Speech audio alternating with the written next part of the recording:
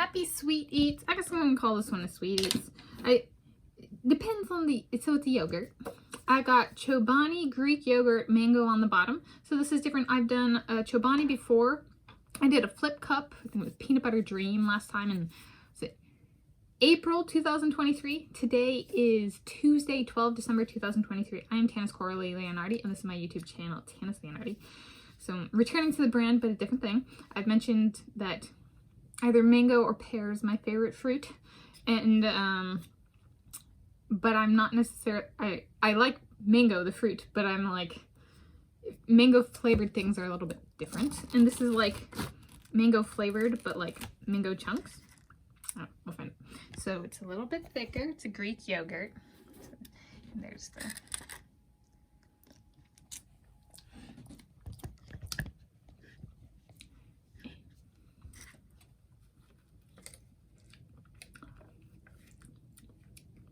yeah, the Greek yogurt part is not too sweet.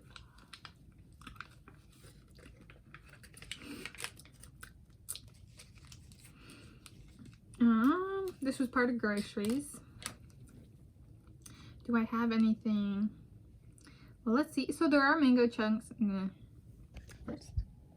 Anything to talk about as I eat my yogurt. And I got my color changing spoon from Foyolicious. Let's see, I got talking points that I haven't made it all through.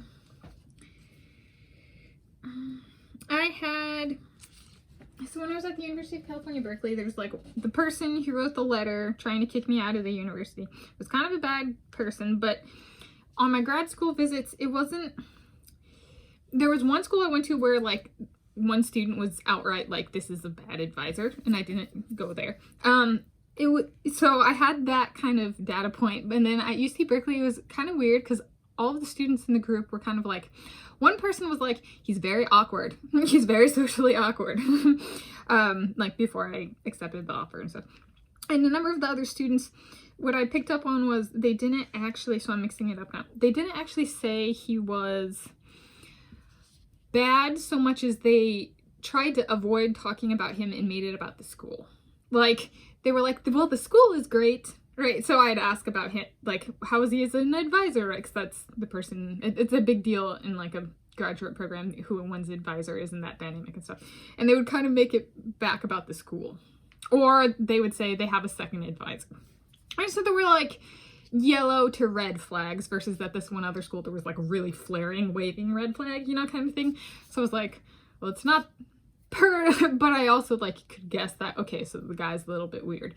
And like I talked with my parents on my grad school visits, and my dad identified, you know, he did decision analysis and stuff like that, and he was like, the number one concern I have with you about going to UC Berkeley is the advisor. He identified it as the biggest risk. And then I ended up quitting the his research group in the school, so my dad got it right.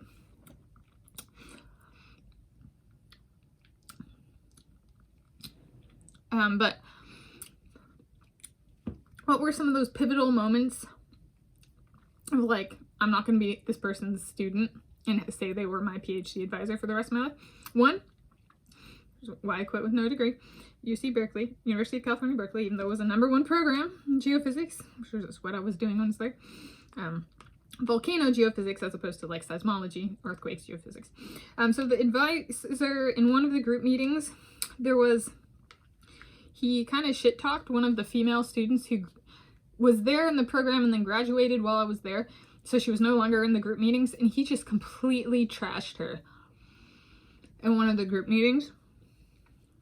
And I was like, I guess I'm not going to be yours. That was the defining moment of I'm not going to graduate with this guy as my advisor.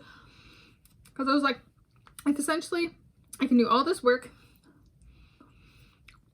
blood, sweat, and tears, so to speak, leave, and then have the guy just shit talk me afterwards. He kind of did that with his female students who graduated and didn't graduate with what they had came for, kind of thing. I was like, and she was the highlight. Her name was like Kristen Foria. And I was just like, I'm so out of this group, man. I didn't want this guy as my advisor. He was also the one that turned me off on UC Berkeley. He did something really like slave owner for real type of action where I had emailed somebody about being a teaching assistant or graduate student instructor, teaching assistant more generally, and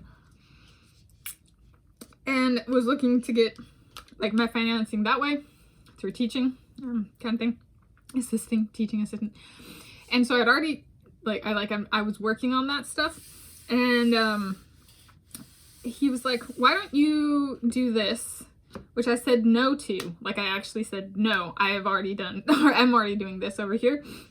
And he went ahead without my consent and said that I said yes. So he lied and tried to enter me into a contract without my consent.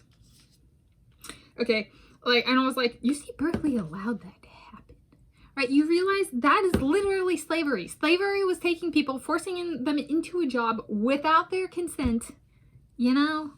And then the university didn't even pay me sometimes. And I was like, go figure. A university with Asians as the #1 demographic treats white people as slaves.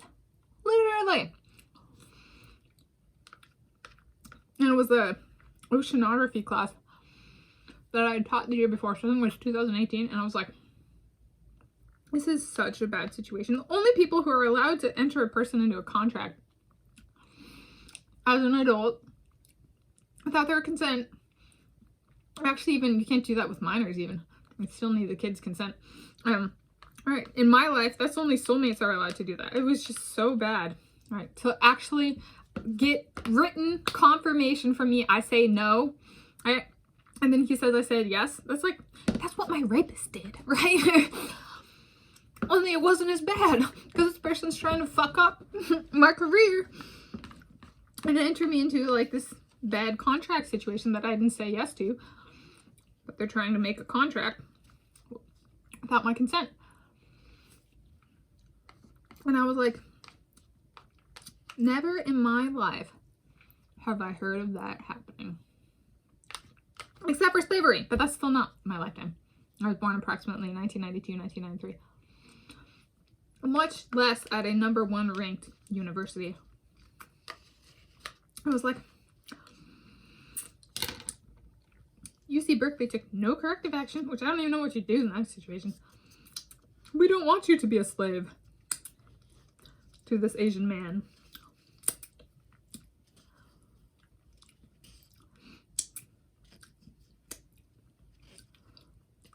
He was from Canada and immigrated to the United States of America in his 20s, 30s, something like that, for school, and then stayed, kind of thing. So not American by naturalization, not by birth nor upbringing. So naturalization later in life. Yeah, so it was like, yeah, that's my story time. This was good.